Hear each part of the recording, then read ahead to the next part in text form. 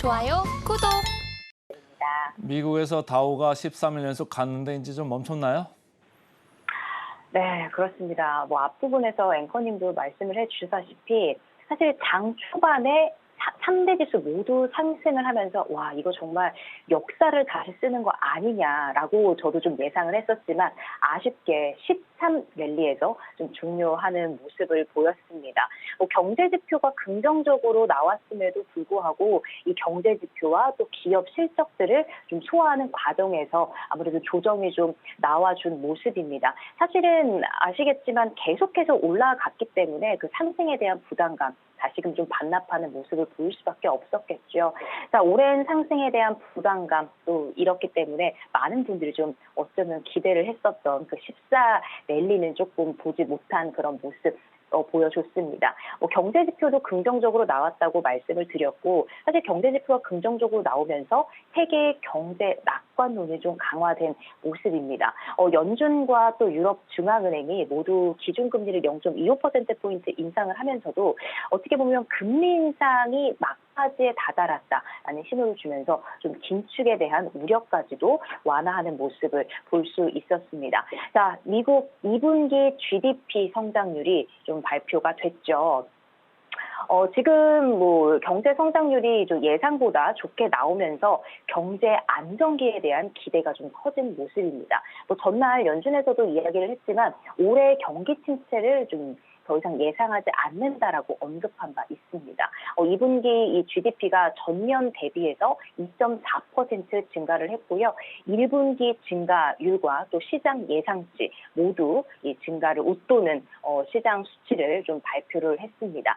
지금 이번에 그 주간 실업보험 청구자 수 같은 경우도 3주 연속으로 줄어들었습니다. 그래서 고용시장이 여전히 견조하다라는 거를 좀 보여줬는데요.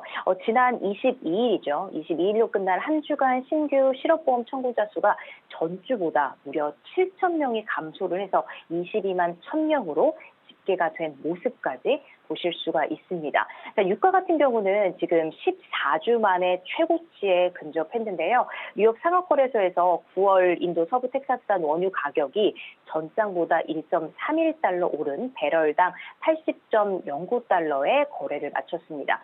지난 4월 달 이후로 처음 80달러를 넘어선 셈인데요. 자, 유가 같은 경우에 미국 경기 안정기 좀 기대감에 공급 대비해서 수요가 보다 커질 것이라는 전망이 좀 확산을 하면서 오름세를 보이고 있는 모습입니다. 이 브렌트 선물 가격 같은 경우도 배럴당 84달러를 웃돈 모습 보실 수 있습니다. 지금 미국 금리 인상 0.25%포인트 인상을 하면서 무려 5.5%, 2001년 이후에 최고 수준이죠.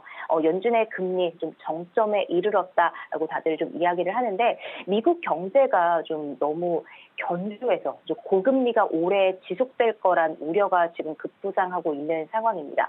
원자재 가격 같은 경우에 원자재 가격이 계속 오르고 또 고용 시장이 타이트한 환경이기 때문에 이야기하는 전문가들도 인플레이션이 좀 부활할 가능성을 완전히 배제하지는 않고 있다라고 좀 다들 의견을 제시를 하고 있습니다. 사실 지금 같은 시장이 과매수 상태이기 때문에 언제든지 좀 조정이 올 수 있다는 부분을 기억하시면서 투자를 하시는 분들, 또 미국 시장을 보시는 분들 항상 더 투자에 임할 때 신중해야 할 것 같다라는 의견까지 드리도록 하겠습니다.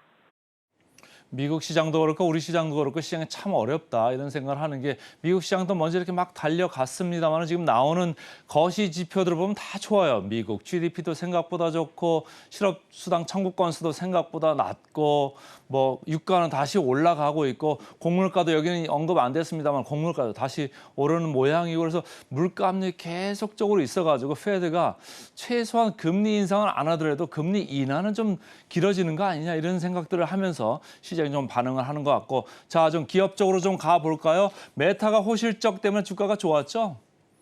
그렇죠. 메타 호실적에 계속해서 지금 강세를 좀 이어나가고 있는 모습 보실 수 있습니다.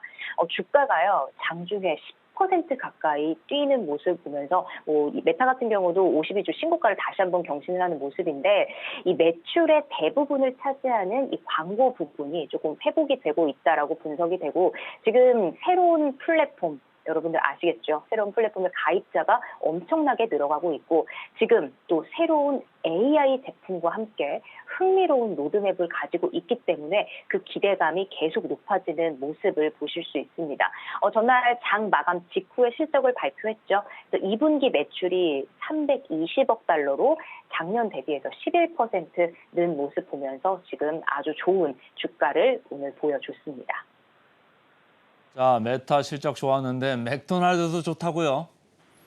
네, 맥도날드 사실 이 주가 상승률로 보면은 뭐 1%대 상승 마감을 했습니다. 하지만 맥도날드 같은 경우는 우리 모두들이 좀 친근한 그 기업이기 때문에 좀 들고 나왔는데 맥도날드도 예상치는 웃도는 매출 또 순이익을 발표를 하면서 지금 상승 마감을 했습니다. 또 중국에서의 매출 반등도 힘을 얻는 모습인데요. 2분기 매출이 65억 달러를 기록을 하면서 지금 가파른 실적 성장까지 보이고 있다라는 소식까지 전해드리도록 하겠습니다. 맥도날드 실적이 잘 나오는데 왜 미국인들 많이 먹나 봅니다. 저는 뭐 1년에 한 번 먹을까 말까 하는 그 맥도날드인데요. 자, 테슬라 쪽으로 좀 넘어가 볼까요? 테슬라, 현대차, 뭐 벤츠 어제 보니까 이제 또 충전소 동맹한다 이런 얘기가 나왔는데 주가가 좀 밀렸어요. 그렇죠. 테슬라 이 정도 빠지면은 최근의 흐름을 봤을 때 좀 급락이 아닐까 이렇게 좀 표현을 하고 싶습니다. 충전소 독점이 깨져 버렸죠. 지금 테슬라 충전으로 지금 다 모으고 있다. 독점을 해서 나가겠다라는 이슈 때문에 계속해서 강한 상승 랠리가 나왔었는데 이제 7개 완성차 업체들이 별도의 충전소 네트워크를 건설하기로 합의를 했습니다. 자, 북미에 모두 3만 개 충전기를 설치할 계획이라고 이야기를 했는데요. 사실 지금 테슬라 같은 경우에 테슬라가 2만 5천 개 정도 충전기를 보유하고 있습니다. 하지만 3만 개면 테슬라보다 많은 개수를 이야기를 하겠죠. 또 2024년 여름 개장을 목표로 하고 있다라고 이야기를 하면서 이 그동안의 테슬라 충전소 네트워크를 정말 독점을 하면서 주가가 급등하는 이 프리미엄 독점을 해왔었는데 사실 지금 그 부분이 깨졌다라고 볼 수 있습니다. 이 같은 프리미엄 앞으로 좀 누리지 못할 전망으로 좀 이야기를 드리고 싶은데 이런 부분 때문에 계속해서 전기차주까지 지금 같이 좀 다 빠지는 모습 좀 보실 수 있습니다. 뭐 사실 루시드, 리비안, 니콜라 같은 경우도 그동안 뭐 많은 이슈 때문에 올라가긴 했었지만 루시드도 3.91%, 리비안도 4%대, 니콜라도 6%대 급락하면서 테슬라를 포함해서 전기차주 좀 대부분의 급락하는 모습 보실 수 있었습니다.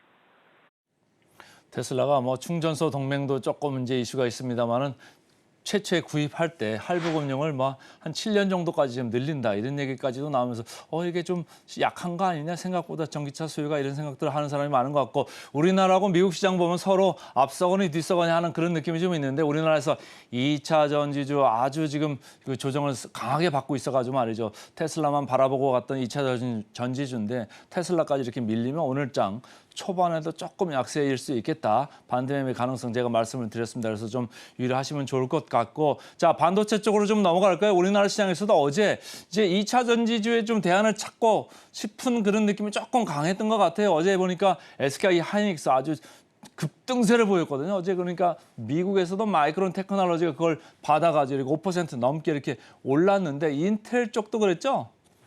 네, 그렇습니다. 인텔도 지금 뭐 매출이 감소함에도 불구하고 이 3개분기 만에 흑자 전환에 성공을 했습니다. 앵커님이 말씀해 주셨다시피 지금 너무나 2차 전지가 너무나 강한 거 아니냐. 사실 반도체도 우리가 계속해서 좀 성장성이 있는 그런 섹터 산업으로 보고 있지만 반도체가 많이 좀 숨어 있는 그런 모습이었는데 2차 전지가 너무 많이 빠지다 보니까 다시 한번 반도체 그런 강한 반등이 나오지 않을까라고 생각이 들면서 인텔 같은 경우도 지금 계속되는 매출 감소에도 흑자 전환에 성공한 그런 강한 모습을 보였습니다. 2분기 순이익이 15억 달러, 주당 35센트를 기록을 했는데요. 1년 전에 기록한 4억 5,400만 달러, 주당 11센트, 이 손실에서 흑자로 돌아서는 아주 좋은 모습을 보였습니다. 그래서 7% 넘게 지금 급등을 했고 올해 30억 달러의 비용 절감이 또 그런